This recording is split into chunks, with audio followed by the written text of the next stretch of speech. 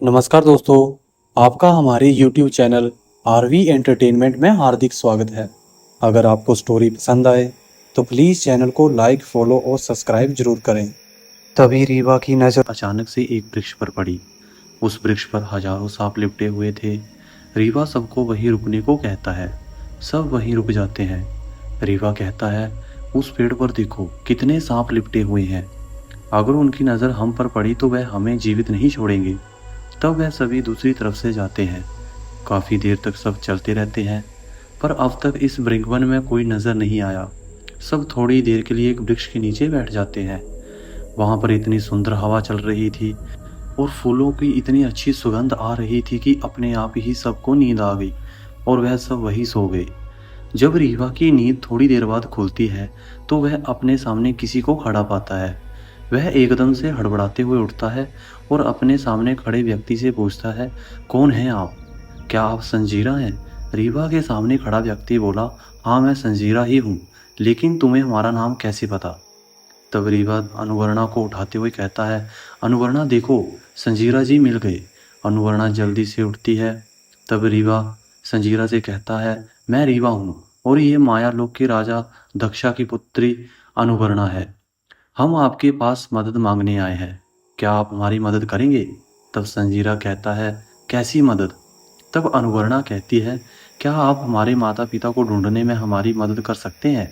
तब संजीरा कहता है, क्यों, दक्षा को क्या हुआ? तब अनुवर्णा संजीरा से कहती है कि समरी राक्षसी ने उन्हें कैद करके रखे हुए हैं। तब संजीरा उनसे कहता है कि मैं कैसे मान लूं कि तुम दक्षा की पुत्री हो? कहीं तुम सब मायावी तो नहीं हो? तब रीवा अपने पास से वह तलवार निकालकर दिखाता है जो दादी माँ ने दिया था और कहा था कि इस तलवार को देखते ही संजीरा मदद के लिए शायद तैयार हो जाएगा। तब तलवार देखते ही संजीरा कहता है, हाँ ये तलवार तो मैंने ही दक्षा को दी थी। तब अनुवर्णा संजीरा से कहती है, हाँ यह मेरे पिताजी की तलवार है। दादी माँ ने कहा था कि आप इस तलवार को देखकर हमारी मदद जरूर करेंगे। तब संजीरा अनुवर्णा से पूछता है, लेकिन ये सब कैसे हुआ और वह राक्षसी दक्षा को भला कैसे कैद कर सकती है? उसके पास तो बहुत सी मायावी शक्ति थी। तब अनुवर्णा कहती है, मुझे इसके बारे में ज़्यादा कुछ तो नहीं पता, लेकिन दादी माँ कहती है कि उस राक्षसी ने छल से ये सब किया है और अगर उसे अभी भी रोका नहीं गया तो वह सारे मायालोक को अपने अधीन कर लेगी। तब संजीरा कहता है, क्या तुम्हें पता है कि दक्षा कहाँ पर है? तब अनुवर्णा ने कहा, नहीं, हमें नहीं पता कि उस राक्षसी ने हमारे माता पिता को कहाँ रखे हुए हैं, इसलिए तो हम आपके पास आए हैं। तब संजीरा अपने मायावी शक्तियों का प्रयोग करके यह पता लगा लेता है कि कहाँ पर है। वह किसी घने अंधेरे के बीच पड़ा था। तब संजीरा ने अपनी शक्तियों से उस स्थान का पता लगा लिया जिस स्थान पर दक्षा को कैद करके रखे थे। तब मंजीवान उन सब से कहता है, सब मेरी पीठ पर बैठ जाओ, मैं उस स्थान पर पहुंचा देता हूँ। तब संजीरा कहता है, नहीं, हम अपनी शक्तियों से तुम सबको उस स्थान पर ले जाते हैं। तब संजीरा ने अपनी आंखें बंद की और एक साथ उन सबको लेकर उस स्थान पर पहुंच गया। वहां पर बहुत पुराना महल था और वह महल बाहर से ही बहुत डरावना दिख रहा था। रीवा कहता है, ये तो कोई बहुत पुराना महल लगता है। यह महल शायद सदियों से खाली पड़ा है। क्या यहाँ पर उस राक्षसी ने अनुवर्णा के पिता को कैद करके रखे हुए हैं? तब संजीरा कहता है, हाँ चलो अंदर चलकर देखते हैं। लेकिन उन सबको उस महल के बाहर ही तमाम मायावी शक्तियों का सामना करना पड़ता है। लेकिन संजीरा के सामने कोई भी मायावी शक्ति टिक नहीं पाती है, क्योंकि संजीरा तो खुद ही सभी मायावी शक्तियों का स्वामी है। संजीरा ने अपनी शक्तियों से उन सभी मायावी राक्षसों का कुछ ही पलों में अंत कर दिया। तब वो सब महल के अंदर की तरफ बढ़ने लगे।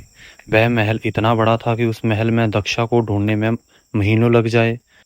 तब अनुवर्णा कहती है, शायद हमारी माँ भी यही हो। सब उस महल में अलग अलग दिशा में दक्षा को ढूंढने लगते हैं। मंजीवान पंछी सारे महल में देख रहा था कि उस राक्षसी ने कहाँ पर रखे हुए हैं दक्षा को। अब सब अलग अलग हो गए थे और एक दूसरे से काफ़ी दूर भी हो गए थे।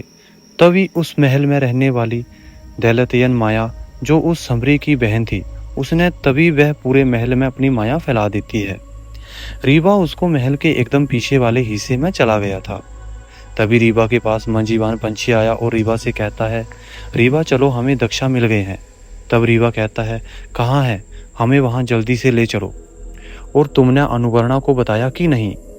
तब पक्षीराज कहता है, अभी नहीं बताया, पहले आप हमें मिल गए तो हमने आपको बता दिया। ठीक है, अच्छा, जल्दी से वहां पर हमें ले चलो। तब मंजीवान पंछी रीवा को अपनी पीठ पर बैठाकर उड़ जाता है और उसे एक बहुत ही अंधेरे स्थान पर ले जाता है। तब रीवा पंछी से कहता है, ये कौन सा स्थान है? यहाँ तो सिर्फ अंधेरा ही अंधेरा है, और कहाँ पर है दक्षा? तब पंछी जोर जोर से हंसने लगता है। तब रीवा पंछी से कहता है, क्या हुआ पंछी, तुम क्यों हंस रहे हो? तब वह पंछी देखते ही देखते एक स्त्री का रूप ले लेता है। तब रीवा कहता है, कौन हो तुम और पंछी कहाँ है? तब वह स्त्री जोर जोर से हंसने लगती है और कहती है, तुम्हें क्या लगता है कि तुम यहाँ से दक्षा को छुड़ा कर ले जाओगे? तब रीवा अपने मन में सोचता है, कहीं अनुवर्णा तो भी नहीं फंस गई इस माया के माया जाल में। रीवा सोचता है, संजीरा तो है हमारे साथ, वह सबको इस माया से छुड़ा लेगा। तब रीवा उस स्त्री से कहता है कि तुम हमारा कुछ नहीं बिगाड़ सकती हो, क्योंकि सारी मायावी शक्तियों का स्वामी संजीरा हमारे साथ है, वह जरूर हमें बचा लेंगे। तब वह मायावी और जोर जोर से हंसने लगती है और कहती है, जिसे तुम सारी मायावी शक्तियों का स्वामी संजीरा समझ रहे हैं, वह हमारी सखी देल तयन है, जो तुम सबको अपनी माया जाल में फंसाकर यहाँ तक लाई है। तुम्हारे ब्रिंगवन पहुँचने से पहले ही हमने अपनी माया बीच में ही फैला दी थी, और ब्रिंगवन की तरह का वन हमने अपनी माया से वहाँ बना दिया था। हमारे द्वारा बनाए गए ब्रिंगवन को तुम्हारे मनजीवन पंछी ने संजीरा का ब्रिंगवन समझ लिया, क्योंकि हमने अपनी माया से पंछीराज को भी भ्रमित कर दिया था, और तुम सब हमारी माया जाल में फंस गए। तुम्हें क्या लगता है कि तुम हमारी मायावी रानी समरी को मायालोक से हटाकर उस दक्षा को दोबारा मायालोक का राजा बना दोगे? तभी वहाँ देलतन्य आ जाती है और वह रीवा से कहती है, तुम पृथ्वीलोक के निवासी इस मायालोक में हमसे सामना करने आए हो, तुम्हें क्या लगता है तुम हमारी मायावी शक्तियों का सामना कर पाओगे? आज तो तुम्हारा अंत निश्चित है। रीवा उस देवतन्य से पूछता है, अनुवर्णा कहाँ है और क्या क्या तुमने उसके साथ, और मंजीवन कहाँ है? उधर अनुवर्णा के पास रीवा पहुंचता है, जो देवतन्य के द्वारा भेजी गई एक माया थी। वह उसके पास पहुंचते ही अनुवर्णा से कहता है, अनुवर्णा चलो, तुम्हारे पिताजी हमें मिल गए हैं। तब अनुवर्णा खुश हो जाती है और रीवा से कहती है, कहाँ पर हैं हमारे पिताजी, हमें वहाँ जल्दी से ले चलो। तब रीवा कहता है, हमारे साथ चलो। वह माया जो रीवा के रूप में आया था, अनुवर्णा को वहीं पर ले जाता है जहाँ रीवा था। अनुवर्णा वहाँ पर पहुँचकर कहती है, कहाँ है हमारे पिताजी, यहाँ तो कितना अंधेरा है। अनुवर्णा थोड़ा और आगे बढ़ी, वहाँ पर थोड़ी रोशनी थी, शायद आग जल रही थी। वह रीवा से पूछती है, कहाँ है रीवा हमारे पिताजी, यहाँ तो कोई भी नजर ही नहीं आ रहा है। लेकिन अनुवर्णा जैसे ही थोड़ा और आगे बढ़ती है, वह एकदम आश्चर्यचकित रह जाती है, क्योंकि उसने आगे रीवा को देखा और उसके चारों तरफ आग जल रही थी। अनुवर्णा सोचती है, यह रीवा जैसा वहाँ कौन है, रीवा तो मेरे साथ था। लेकिन जैसे ही वह रीवा को देखने के लिए पीछे मुड़ती है, एकदम से डर जाती है, क्योंकि वह रीवा नहीं बल्कि कोई राक्षसी थी, जिसका रूप बहुत ही भयानक था। तभी आगे से किसी की हंसने की आवाज आती है। अनुवर्णा तो पहले ही उस राक्षसी को देखकर एकदम डर गई थी, और अब वह भयानक हंसी धीरे धीरे अनुवर्णा के समीप ही आ रही थी। अनुवर्णा सोचती है, अब हम कैसे बचें इस राक्षसी से? अगर रीवा साथ होता तो हम उस चमत्कारी फूल से इस मायावी राक्षस से बच सकते थे, और ना तो कहीं संजीरा दिख रहा है और ना ही पंछीराज। तब तक देवदयन अनुवर्णा के सामने आकर खड़ी हो जाती है और कहती है, आइए मायालोक की राजकुमारी, आपका स्वागत है हमारे इस महल में। तब अनुवर्णा उस देवदयन से पूछती है, कौन हो तुम और हमें कैसे जानती हो, और तुमने रीवा को क्यों पकड़ रखा है? तब देवदयन अनुवर्णा से कहती है, तुम मुझे नहीं जानती हो, मैं मायालोक महारानी समरी की बहन हूँ। तब अनुवर्णा कहती है, तो उस राक्षसी ने हमारे माता पिता को तुम्हारे पास बंदी बनाकर रखे हुए हैं, लेकिन आज हमें हमारे माता पिता से मिलने से कोई नहीं रोक सकता है, और तुम भी नहीं, क्योंकि हम अपने साथ सभी मायावी शक्तियों के स्वामी संजीरा जी को अपने साथ लाए हैं। तब वह जोर जोर से हंसने लगती है। तब रीवा अनुवर्णा से कहता है, अनुवर्णा, हमारे साथ संजीरा नहीं, इस मायावी ने अपनी माया से हमारे साथ छल किया है।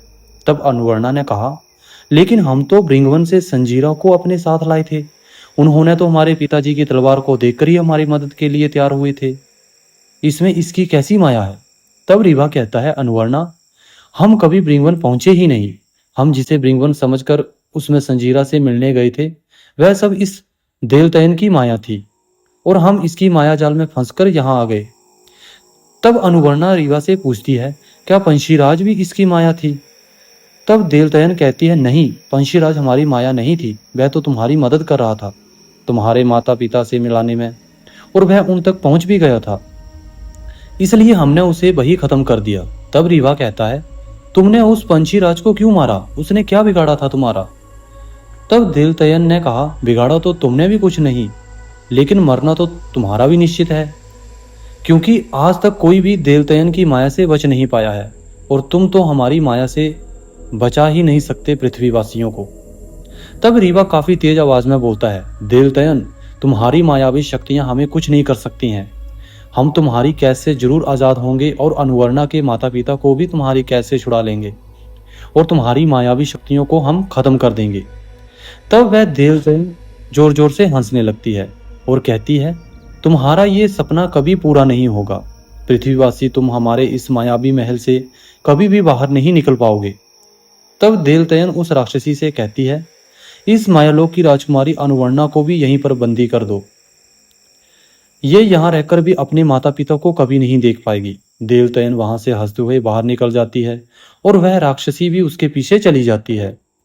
रीवा और अनुवर्णा पास पास ही थे, लेकिन वह एक दूसरे से मिल नहीं सकते थे, क्योंकि रीवा को उस देवतयन ने अग्निकुंड के बीचों बीच बांध कर रखे हुए थे।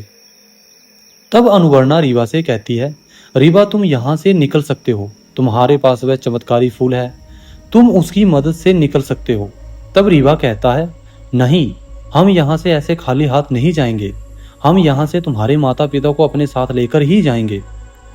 तब अनुवर्णा ने कहा, रीवा, तुम उस मायावी देवतन्य को नहीं जानते हो, वह तुम्हें मार देगी और मैं नहीं चाहती कि तुम हमारी वजह से मारे जाओ। तब रीवा कहता है, नहीं, मैं तुम्हें यहाँ इस मायावी के पास मरने के लिए अकेला नहीं छोड़ सकता, और मैंने तुम्हारी दादी माँ से भी कहा था कि मैं उनकी मदद करूंगा, फिर भला मैं यहाँ से अकेले कैसे जा सकता हूँ। अनुवर्णा रीवा से कई बार कहती है यहाँ से जाने को, पर रीवा ने अनुवर्णा की एक बात भी नहीं सुनी।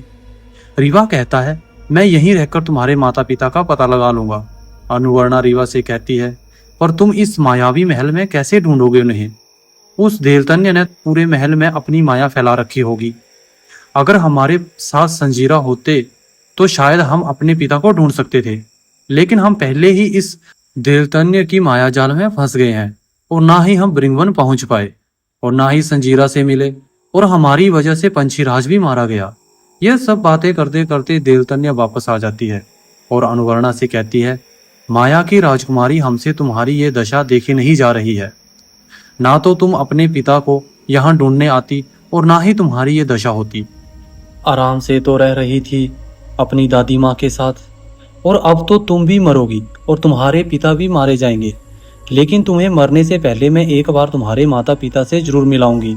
यह कहते कहते वह जोर जोर से हंसने लगती है और हंसते हुए वहां से चली जाती है।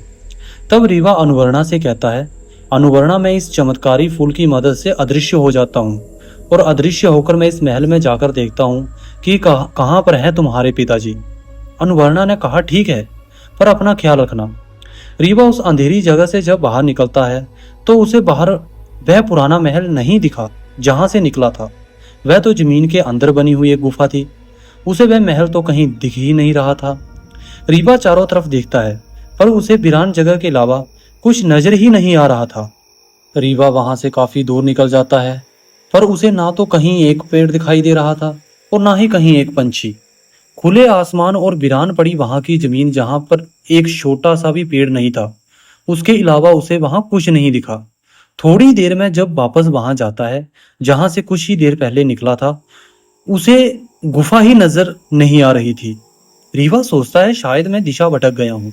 वह काफी देर तक उस स्थान को ढूंढता रहता है, पर रीवा को वह गुफा नहीं मिली। वह बहुत परेशान हो जाता है और वह अनुवर्णा के बारे में सोचता है, अगर मैं अनुवर्णा को उस देवतन्य से नहीं बचा सका तो मेरा यहाँ आना व्यर्थ है। मेरी वजह से ही वह यहाँ आकर फंस गई है। मुझे उस गुफा में वह तलवार मिलती और ना मैं माया लोक पहुंचता, और अनुवर्णा उस मायावी देवतयन के माया जाल में फंसती। कहाँ ढूंढूं उसे? ये कैसी माया है उस देवतयन की। पहले तो यहाँ पर एक महल था और फिर वह अंधेरी गुफा, और अब ना तो यहाँ वह महल है और ना ही वह गुफा। अब यहाँ कुछ है तो सिर्फ ये वीरान सी जगह। यहाँ कोई दिख ही नहीं रहा है कि मैं किसी से कुछ मदद मांग लूं। और अब हमारे साथ मंजीवान भी नहीं है जिसकी मदद से मैं यहाँ से जा सकता और संजीरा को अपनी मदद के लिए कह सकता। रीवा को कुछ समझ ही नहीं आ रहा था कि वह अनुवर्णा तक कैसे पहुंचे और उस मायावी देवतयन की मायाजाल से उसे कैसे छुड़ाए। समय बीता जा रहा था, सूरज भी ढल गया। आसमान में तारे तो दिख रहे थे, लेकिन चंद्रमा की रोशनी पृथ्वी तक नहीं आ पा रही थी। ऐसा लग रहा था कि अमावस्या की काली रात आने वाली है और अपने साथ बहुत ही खौफनाक मंजर लाने वाली है। रात में उस वीराने का मंजर और खौफनाक होता जा रहा था। रीवा वही एक जगह पर चुपचाप बैठा था। उसे बार बार ऐसा लग रहा था कि जैसे किसी तरह से कोई आने वाला है, पर वह बेखौफ वहीं पर बैठा रहा। अगर कभी कोई आहट होती तो वह कुछ पलों के लिए उस चमत्कारी फूल से अपने आप को अदृश्य कर लेता और अपने हाथों में वह तलवार लिए था जिससे वह अपने आप को बचा सके। रात बढ़ती जा रही थी और रात के बढ़ने के साथ वीराने का दृश्य और भी भयानक होता जा रहा था। बार बार अजीब आवाज सुनाई दे रही थी। रीवा वहीं पर बैठे बैठे सम्राट के बारे में सोचता है। पता नहीं किस हाल में होगा मेरा सम्राट। कहीं वह भी तो नहीं बस गया होगा उस रहस्यमय जंगल के किसी स्थान पर, जैसे मैं इस मायालोक में आकर फंस गया। कहाँ मैं आया था उस रहस्यमय जंगल में अपने भाई रुद्रांग को ढूंढने, और मैं यहाँ आकर फंस गया इस मायालोक में। तभी वहां कुछ आहट सुनाई पड़ी। रीवा जल्दी से उस तरफ देखने लगता है जिस तरह से आहट सुनाई पड़ी थी। वहां इतना अंधेरा था कि उसे कुछ साफ साफ नहीं दिखा, पर रीवा को ऐसा लगा कि जैसे कोई स्त्री हो, क्योंकि रीवा को उसी तरफ से पायलों की हल्की हल्की आवाज आ रही थी। वह सोचता है कहीं वह देवतयन तो नहीं। अगर वह देवतयन है तो वह अनुवर्णा और उसके पिता के पास जरूर जाएगी। रीवा उसके पीछे जाने की कोशिश करता है, लेकिन तभी अचानक से स्त्री गायब हो जाती है। रीवा उस स्त्री को चारों तरफ देखता है, पर वह उसे कहीं नजर नहीं आई। रीवा उस स्थान तक जाता है जहां से वह स्त्री गायब हुई थी, लेकिन वह स्त्री रीवा को नहीं दिखी और ऐसी कोई जगह भी नहीं दिखी कि वह स्त्री वहां जा सके। तो फिर वह स्त्री अचानक से गई कहाँ है? रीवा काफी देर तक वहीं बैठा सोच रहा था कि आखिर ऐसा क्या है इस जगह पर, यहाँ सब कुछ अचानक से ही गायब हो जाता है। पहले वह खंडहर जैसा महल, फिर वह अंधेरी गुफा, और अब इस वीराने में एक स्त्री, और वह भी अचानक से गायब हो गई। आखिर क्या है इस जगह का रहस्य? रीवा वहीं पर चुपचाप बैठ जाता है और सोचता है अगर वह स्त्री यहाँ से गई तो शायद यहीं से वापस भी निकले और मैं शायद उस जगह का पता लगा सकूं जहां वह गई थी, और शायद हमें वहां पर अनुवर्णा भी मिल जाए। इसी विचार से रीवा वहीं पर बैठा रहा। बार बार डरावनी आवाजें चारों तरफ गूंज रही थी। बार बार रीवा को ऐसा लग रहा था कि जैसे कोई पीछे से आने वाला है, लेकिन रीवा इसी इंतजार में वहां पर बैठा रहा कि शायद मैं यहाँ से अपनी मंजिल तक पहुंच सकता हूँ। लेकिन धीरे धीरे अंधेरे का खौफनाक मंजर कम होने लगा और डरावनी आवाजें भी आना धीरे धीरे कम हो रही थी। ऐसा लग रहा था कि शायद अब सूरज निकलने वाला है।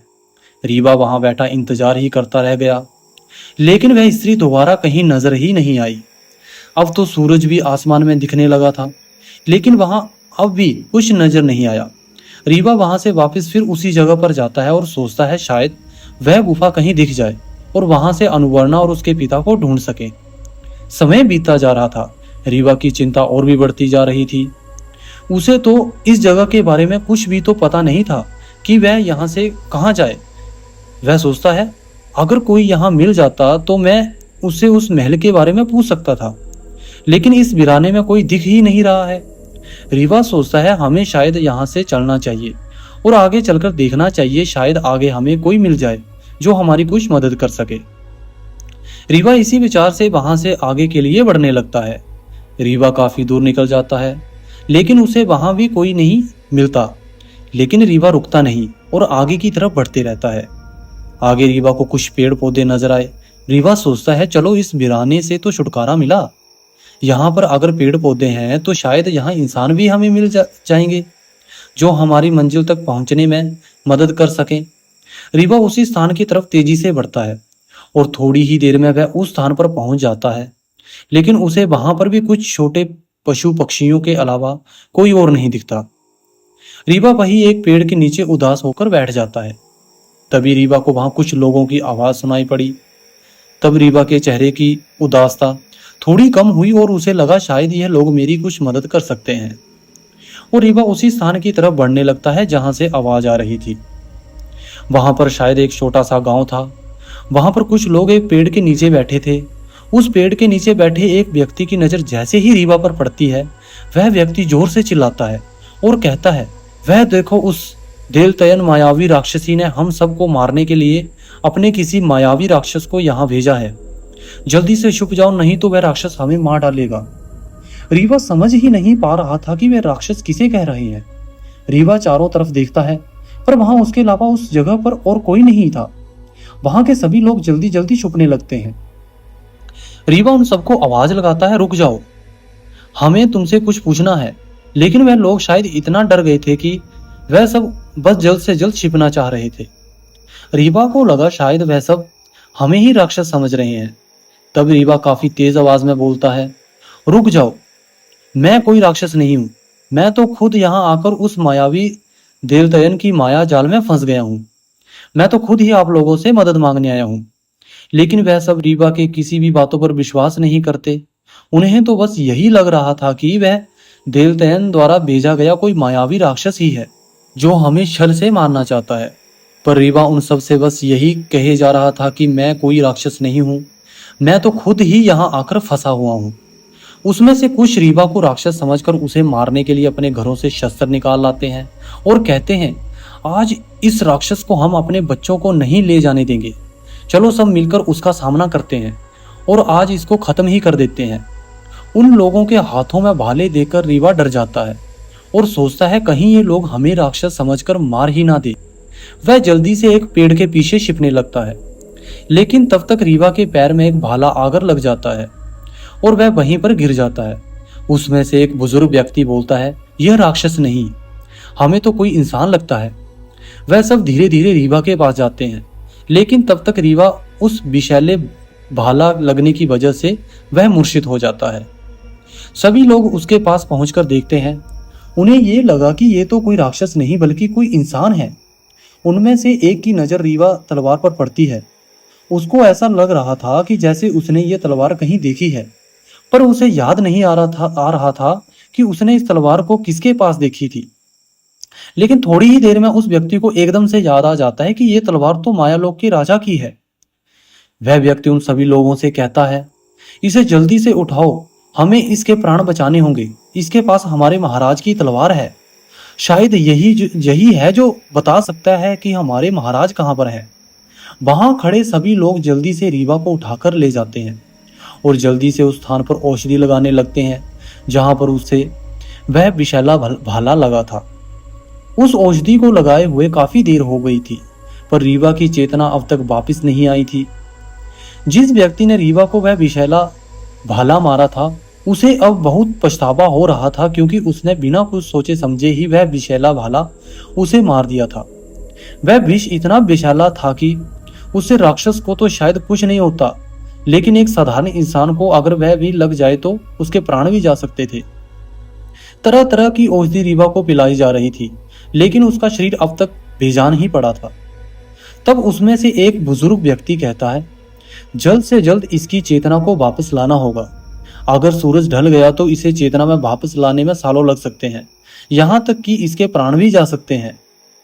इधर रीवा बेजान पड़ा था, उधर अनुवर्णा रीवा के पास आने का इंतजार कर रही थी कि रीवा कहाँ गया है और कब वापस आएगा। पर उसे एक पल के लिए ये नहीं लगा कि रीवा वापस नहीं आएगा। देलतयन उससे बार बार कह रहे थे कि तुम जिसके भरोसे यहां तक आ गई हो, वह तो हमसे डरकर तुम्हें एक पल में ही छोड़कर चला गया। देलतरन अनुवर्णा को हर पल तड़पाती रहती थी, पर अनुवर्णा ने अपनी हिम्मत नहीं छोड़ी थी। उसे ना जाने क्यों रीवा पर इतना ज्यादा विश्वास हो गया था कि उसे एक पल के लिए नहीं लग रहा था कि रीवा उसे इस हालत में छोड़कर जा सकता है। पर उसे एक बात का डर जरूर था कि कहीं उस मायावी राक्षसी ने रीवा को मार तो नहीं दिया। कई दिनों बाद अनुवर्णा उसी अंधेरी जगह पर पड़ी थी तभी उसे एक अजीब सी आवाज सुनाई पड़ी। अनुवर्णा उठकर देखती है। अंधेरा इतना ज्यादा था कि कुछ साफ साफ दिख ही नहीं पा रहा था, पर ऐसा लग रहा था कि जैसे कोई पंछी की फड़फड़ाने की आवाज हो। अनुवर्णा बार बार इधर उधर देख रही थी, पर कोई नहीं दिखा। फिर वह सोचती है शायद ये भ्रम है, हमारा भला इस अंधेरी जगह में कोई पक्षी क्यों आएगा। लेकिन तभी अनुवर्णा को लगा कि जैसे वह फड़फड़ाने की आवाज उसकी ही तरफ आ रही है। वह वहीं पर एक कोने में छिप जाती है। उसे लगा शायद ये पंछी उस देवतयन की माया है जो हमें डराने आई है। अनुवर्णा समझ गई थी कि देवतयन सिर्फ उसे कष्ट देना चाहती है, मारना नहीं। अगर उसे मारना होता तो हमें उसी समय मार देती, जब उसे पता चला था कि रीवा उसकी कैसे भाग गया है। अनुवर्णा के मन में ये सब बातें चल रही थी कि उसके सामने अचानक से एक पंछी आ जाता है जो काफी बड़ा था, जैसे कि वह मजीवान पंछी हो। अनुवर्णा डर जाती है। तब वह पंछी अनुवर्णा से कहता है, डरो मत, मैं मंजीवान हूं।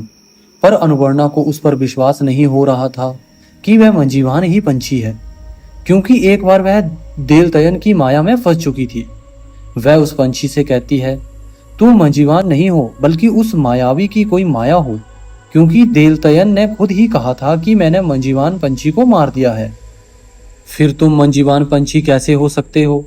तब दोबारा फिर से वह पंछी अनुवर्णा से कहता है, मैं देवतयन की कोई माया नहीं हूँ, मैं मंजीवान पंछी ही हूँ। उसने मुझे अपनी शक्तियों से मारा जरूर था, लेकिन मैं मरा नहीं था, सिर्फ मैं वहां मूर्छित होकर गिर गया था। उसे लगा कि मैं मर गया हूँ और उसने मुझे फेंक दिया था। लेकिन कई दिनों बाद मेरी चेतना वापस आ गई थी, लेकिन मैंने अपने आप को झाड़ियों के बीच फंसा पाया और मुझे चोटें भी काफी आई थी, जिसके कारण मैं उड़ने में असमर्थ था। और कई दिनों तक हमने अपनी चोटों को ठीक होने का इंतजार किया, और जब हमारी चोटें हल्की हल्की ठीक होने लगी तो मैं यहाँ तुम सबको ढूंढने के लिए आ गया, लेकिन मुझे कोई नहीं मिला। ना तो हमें तुम कहीं नजर आई और ना ही रीवा और संजीरा। तब वह पंछी एक बार फिर अनुवर्णा से कहता है, क्या आपको हम पर अब भी यकीन नहीं है? देखो अभी भी मेरे पंख टूटे हुए हैं, मैं अब भी ठीक से उड़ नहीं पा रहा हूँ। तब अनुवर्णा को उस पर यकीन हो जाता है कि वह मंजीवान पंछी ही है। तब वह मंजीवान पंछी से कहती है, अब ना तो यहाँ रीवा है और ना ही संजीरा। तब वह मंजीवान पंछी कहता है, क्यों, कहाँ गए वह सब? तब अनुवर्णा मंजीवान पंछी को सारी कहानी बताती है और यह भी बताती है कि उस देवतयन उन सबको कैसे अपने मायाजाल में फंसाया था। रीवा तो उस फूल की मदद से हमारे पिता को ढूंढने गया था, लेकिन वह भी अब तक वापस नहीं आया। हमें तो डर है कि कहीं उस मायावी देवतयन ने रीवा को मार तो नहीं दिया। तब मंजीवान पंछी अनुवर्णा से कहता है, रीवा को कुछ नहीं हुआ होगा, वह जहां पर भी होगा हमें विश्वास है कि वह बिल्कुल ठीक होगा, मैं उसे ढूंढकर वापस लाऊंगा। तभी उस अंधेरी जगह में किसी के आने की आहट हुई। अनुवर्णा मंजीवान से कहती है, हमें लगता है कि वह मायावी देवतयन आ रही है, तुम जल्दी से छुप जाओ, अगर उसने तुम्हें देख लिया तो वह तुम्हें दोबारा जीवित नहीं छोड़ेगी। तब मंजीवान पंछी जल्दी से वहीं पर छिप जाता है। देवतयन अनुवर्णा के पास आकर कहती है, अनुवर्णा तुम किससे बातें कर रही थी, कौन है यहाँ पर? अनुवर्णा एकदम से डर जाती है। उसे लगता है शायद देवतयन ने मंजीवान पंछी को देख लिया है। वह एकदम से डरते हुए बोलती है, मैं कहाँ किसी से बातें कर रही हूँ, क्या मैं इन पत्थरों से बातें करूंगी? यहाँ पर तो हमारे अलावा और कोई है ही नहीं जिससे मैं बातें कर सकूं।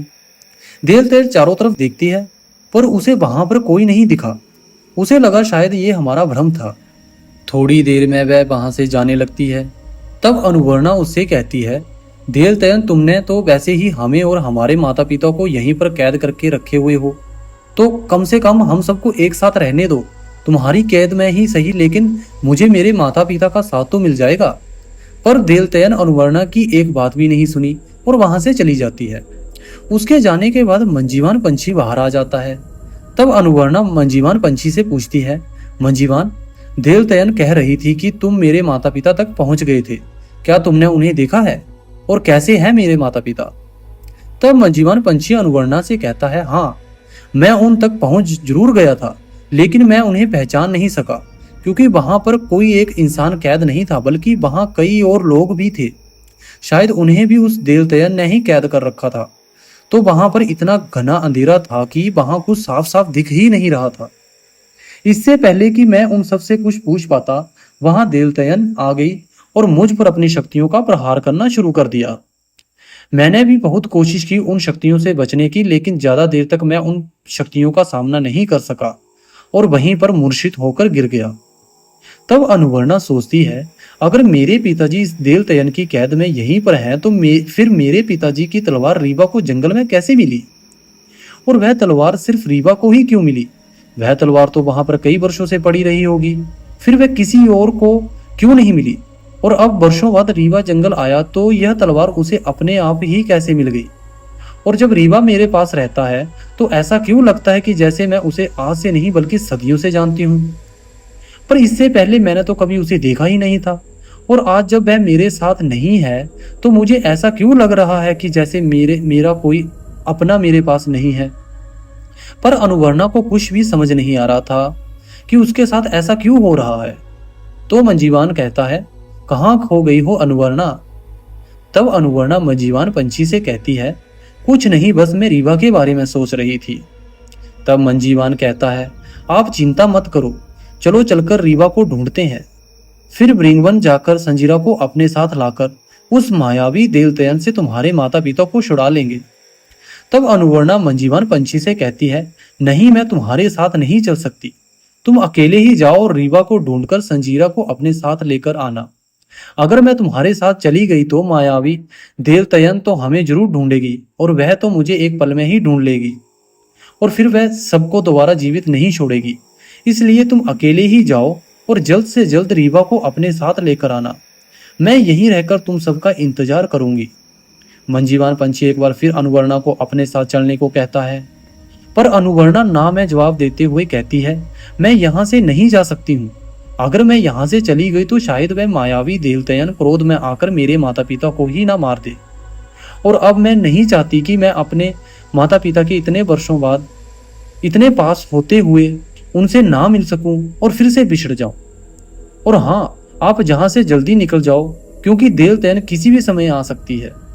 और अगर रीवा तुम्हें मिल जाए तो उससे कहना कि वह जल्द से जल्द वापस आए, मैं उसका इंतजार करूंगी। पर अनुवर्णा इस बात से अनजान थी कि रीवा अपनी जिंदगी और मौत के बीच पड़ा है। अनुवर्णा एक बार फिर मंजीवान पंछी से कहती है, अब आप यहाँ से जल्दी जाओ और रीवा को ढूंढकर जल्दी से वापस लाना। मंजीवान वहां से छिपते हुए बाहर निकल जाता है। मंजीवान पंछी रीवा को ढूंढने के लिए आसमान में लगातार कई दिनों तक उड़ता रहता है, पर उसे रीवा कहीं नहीं दिखा। मंजीवान हर एक दिशा में अपनी उड़ान भरता है और वह वहां चारों दिशाओं में रीवा को ढूंढता रहता है, पर उसे रीवा नहीं मिलता। लेकिन फिर भी मंजीवान अपनी हिम्मत नहीं हारता और हर सुबह वह एक नई उड़ान भरता और रीवा शायद आज मिल जाए। मन में बस यही आस लिए वह हर रोज उसे चारों दिशाओं में ढूंढता है। मंजीवान को रीवा को ढूंढते ढूंढते लगभग सालों गुजर रहे थे, लेकिन उसे अभी भी रीवा नहीं दिखा। अब तो उसे शायद यकीन होने लगा था कि उस मायावी देवतयन ने उसे मार दिया है। इधर अनुवर्णा रीवा के आने का इंतजार करते करते थक चुकी थी और उसे अब यह लगने लगा था कि अब ना वह यहाँ से कभी बाहर जा पाएगी और ना ही कभी अपने माता पिता से मिल पाएगी। और उधर रीवा आज भी बेसुध पड़ा था।